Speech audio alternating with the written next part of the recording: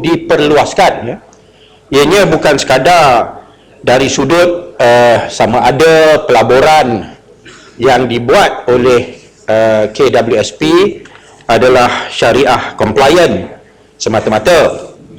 Ianya kalau dalam soal peranan Islam itu, ianya bukan sekadar dalam soal pembayaran zakat yang perlu dilakukan atas simpanan yang tidak diguna pakai, dan ianya juga tidak sekadar dalam soal perundangan berhubung dengan agihan harta selepas kematian, ya.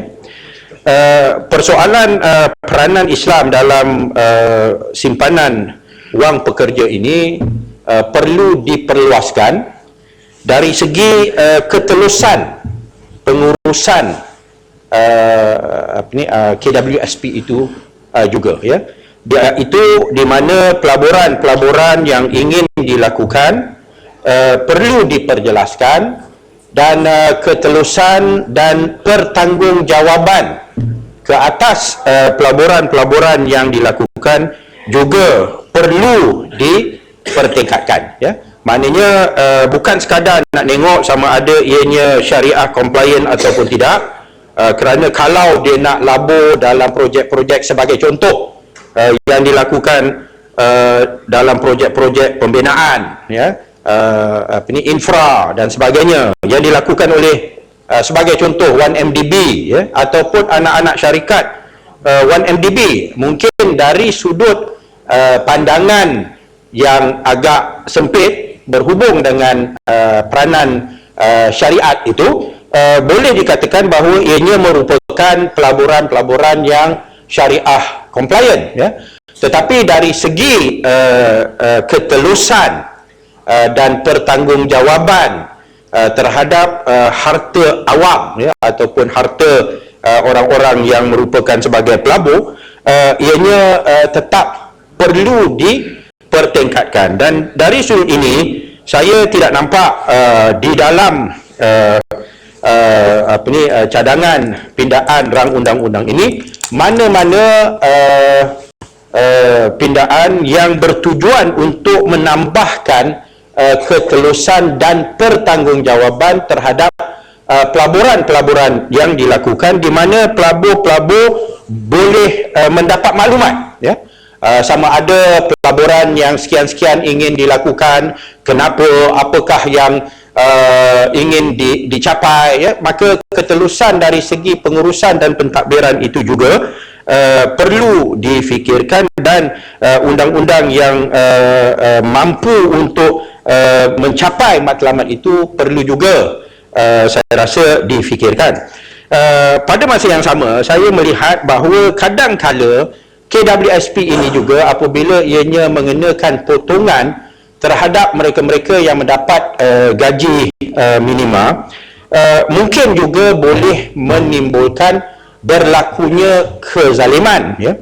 Apabila duit yang gaji yang diperolehi itu seperti mana yang telah diperakui oleh, kalau tak silap saya, Bagan Serai, kalau kiranya gajinya hanya 900 sebulan, yang jelas tidak cukup, ya, untuk kehidupan, ya, beliau ataupun pekerja itu untuk dirinya dan keluarganya, tetapi tiba-tiba wajib diambilkan potongan, ya, yang menyebabkan duit yang sudah tidak cukup itu pun menjadi lebih tak cukup, ya. Dan ini boleh menimbulkan aspek-aspek kezaliman. Maka mungkin kalau kita kirakan ianya sebagai sesuatu yang kita nak syariah compliant yang sebenar, maka mungkin perlu difikirkan dari sudut hukum, adakah wajar dan adakah ianya syariah compliant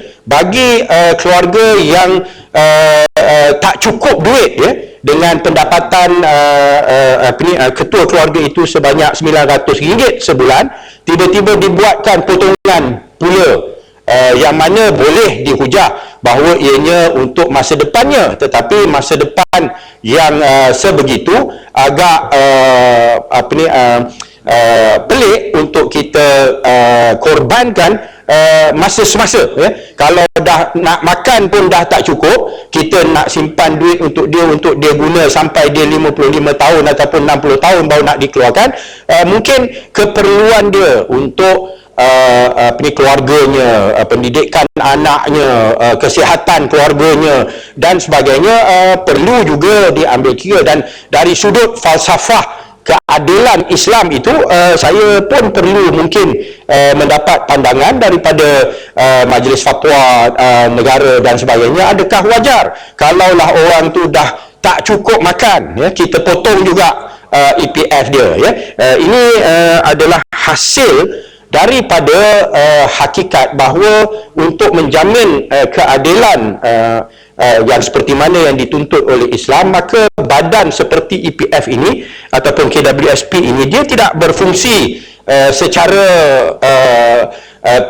bersendirian, ya. Dia bergerak di dalam satu masyarakat yang mana agak pelik bila kita nak tuntut supaya KWSP ni mesti syariah compliant, tetapi kerajaan dan dasar-dasar ekonomi dan sebagainya yang dilaksanakan itu sendiri tidak menjamin keadilan ekonomi yang seperti mana yang dituntut oleh Islam. Dalam arti kata, kos kehidupan yang semakin naik, gaji yang tak naik dengan kadar yang sama seperti mana naiknya kos kehidupan ataupun inflasi dan sebagainya. Ada yang dalam perbahasan itu bercakap tentang soal menabung ini adalah satu kewajipan, ya. Bagaimana kita boleh nak tuntut kewajipan menabung apabila pekerja itu tidak dibayar dengan gaji yang munasabah yang memungkinkan dia menabung, ya.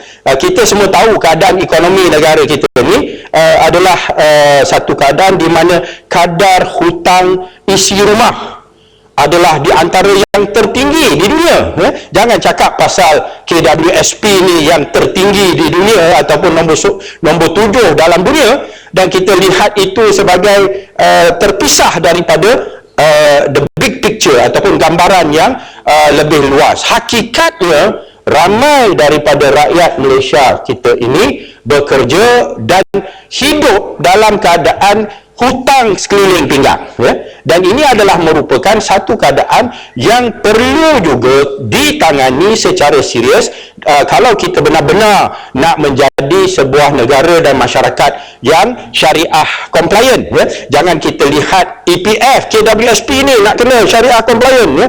Bank Islam nak kena syariah compliant, ya? Syarikat-syarikat ni nak kena syariah compliant, ya? Tetapi dari segi keseluruhan pentadbiran dan pengurusan kerajaan dan negara itu sendiri, ianya tidak syariah compliant, sehingga ramainya yang miskin, dan hutang adalah merupakan budaya yang merupakan realiti, ya, di dalam masyarakat. Lalu nak cakap nak kena simpan 25% ke 33% ke daripada pendapatan kita simpan, yang lain kita belanja untuk ini, yang lain kita belanja untuk itu semua merupakan bagi saya satu teori dan fantasi yang tidak berpijak kepada bumi yang nyata, di mana kita dapati bahawa bagi ramai mereka hidup dengan hutang, ya? Hutang seisi rumah, kadar hutang seisi rumah di negara Malaysia ini, kalau tak silap saya statistik yang mutakhir dah mencapai lebih daripada 80% daripada GDP, ya. Dan ini merupakan satu perkara yang amat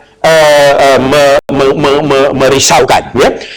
Yang satu lagi isu ialah apabila kita melihat keluarga yang susah, bila ayah mereka ataupun suami mereka meninggal, simpanan dalam EPF itu dia tak boleh guna pakai kerana belum tiba masanya lagi, ya. Dan sedangkan pada ketika itu pendapatan mereka tak cukup, dan menyebabkan sampai ada satu kes tu, satu keluarga datang ke pejabat saya, dia kata duit dalam EPF tu ada tapi saya tak boleh keluarkan, ya, kerana ada suami dia punya anu dan sebagainya. Maka dia terpaksa diusir keluar daripada rumahnya, ya, kerana dah tak bayar sewa dan sebagainya. Maka di situ dari sudut keadilan juga, kalau kita nak cakap tentang syariah compliant, adakah wajar kita simpan duit mendiang suaminya dalam simpanan KWSP, ya, atas alasan belum lagi cukup untuk dikeluarkan, ya, tetapi pasal belum cukup 55 tahun ataupun sebagainya, tapi ataupun dia dah kena accident, dia masih hidup tapi dia kena accident, tak boleh keluar duit EPF dia, ya. Maka adakah itu juga satu perkara yang boleh kita katakan sebagai syariah compliant, ya?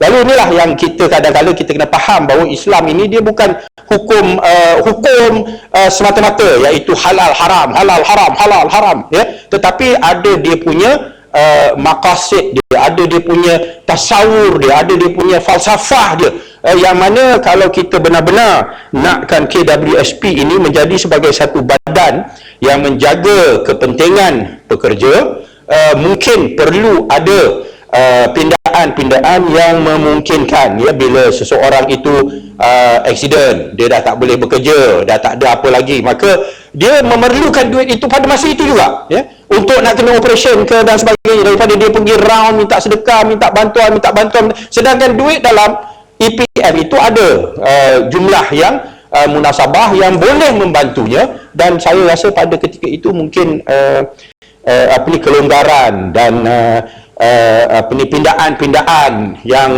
perlu untuk dilakukan, di mana untuk menentukan bahawa kita tidak melakukan kezaliman terhadap seorang pencarum, kerana undang-undang kita ni terlalu rigid dan terlalu ketat, dan perlu ada mungkin dia punya task force dia ke ataupun jawatan kuasa khas ke, yang mana bila ada permohonan yang sebegitu rupa, maka hak orang ke atas hartanya dalam keadaan-keadaan yang tertentu yang cukup mendesak, ya, perlu diambil kira, dan itu adalah lebih adil dan lebih baik supaya dia boleh survive pada masa semasa dan menyelesaikan masalah yang masa semasa, daripada kita mengatakan oh tak, ini kita simpan untuk masa tua. Pasal kita tak tahu kalau duit yang untuk operation tu tak dibenarkan dia guna pakai pada ketika itu, mungkin masa tua dia tak ada, ya, hasil daripada tak adanya duit untuk nak melalui operation ataupun pembedahan dan rawatan yang seperti mana yang diperlukan. Saya melihat bahawa dari sudut itu, pindaan-pindaan ini tidak merangkumi, ya, masalah kezaliman yang timbul apabila seseorang yang merupakan pemilik kepada hartanya tak dibenarkan untuk mengambil dan mengguna pakai hartanya untuk keperluan yang cukup mendesak, yang mungkin pada ketika itu life or death, ya. Dan saya mengharapkan bahawa aspek-aspek yang seperti itu juga diambil kira, dan hakikat bahawa KWSP adalah merupakan badan yang ketujuh terbesar di dunia, boleh kita banggakan, tetapi pada masa yang sama dari segi ketelusan pengurusan dan pentadbirannya mungkin perlu dipertingkatkan supaya adanya pertanggungjawaban yang lebih berkesan untuk menentukan bahawa duit yang dah terkumpul sekian banyak itu tidak dimanfaatkan, kerana bila dah banyak sangat ianya boleh menjadi sebagai satu punca fitnah dan satu tarikan yang akan menyebabkan akhirnya ianya disalahguna. Maka check and balance yang lebih telus perlu dimasukkan dalam pindaan-pindaan yang dimasukkan, ya. Tuan Speaker, saya bercakap saya pandang je Tuan Speaker, tapi ya, Tuan Speaker tak pandang pada saya. Saya pandang gambar dari CCTV. Oh, tengok dalam CCTV, ya. Okey, baik, terima kasih. Ya, silakan Menteri.